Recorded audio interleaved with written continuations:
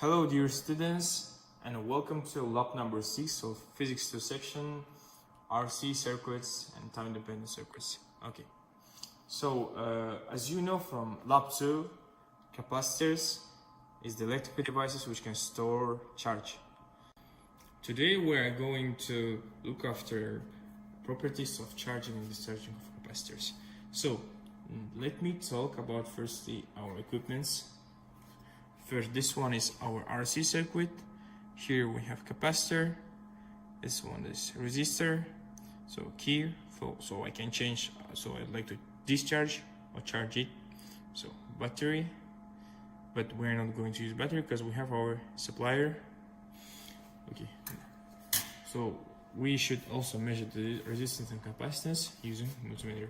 And also we have our sensor for measuring our voltage in the circuit.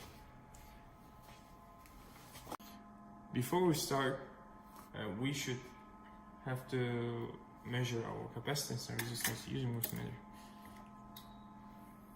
Okay. So first capacitance.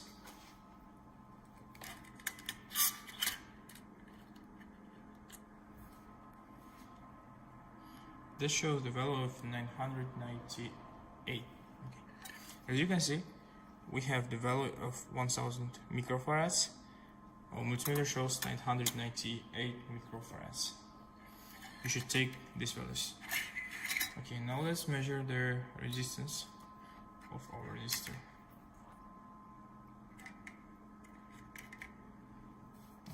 That is 14.93 kilo ohms.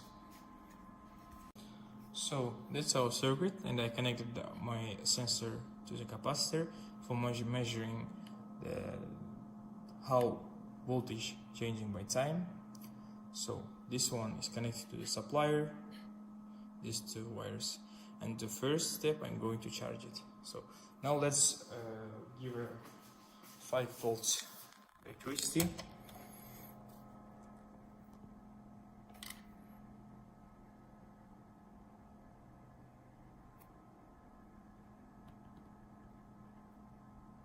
Okay, so in the very beginning, our key should stay at the discharging position because we should be sure that our capacitance doesn't have any voltage.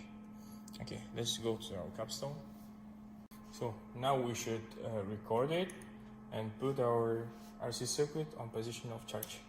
And as you can see, our voltage is increasing, so that means our capacitance is charging. So we should wait until our graph will tense until 5 volts.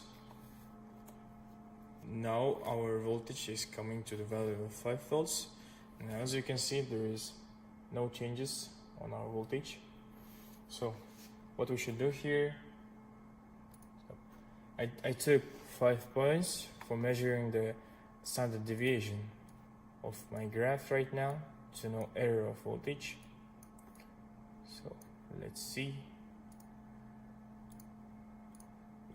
My standard deviation here is 0.02. Okay, and after that, from measuring the data of my graph, I should change my points to 1 or maybe 2 seconds. And we should, for what we are doing there, we should copy all the data. But as you can see, we have about over 500 data, but you shouldn't write all this data. So I changed my frequency to 2 seconds. It means that I will have 1 measurement of voltage on 2 seconds. Okay, now let's do this procedure again. So record and the position of charging. So as you can see, I have much less number of points on my graph. As you can see, our voltage is increased until 5 volts. Now let's start our measurements. So let's copy all the data here.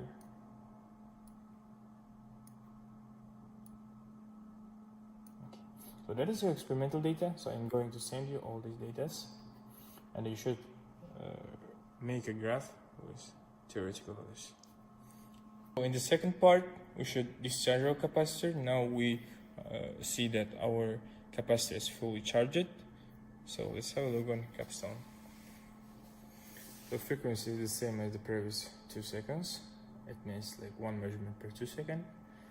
Okay, I'm going to record and discharging. Okay, let's see our graph. We should wait until our voltage decreases until 0. So as you can see, it's close to 0. Now stop our measurements, copying this data, and I will send you these values and graph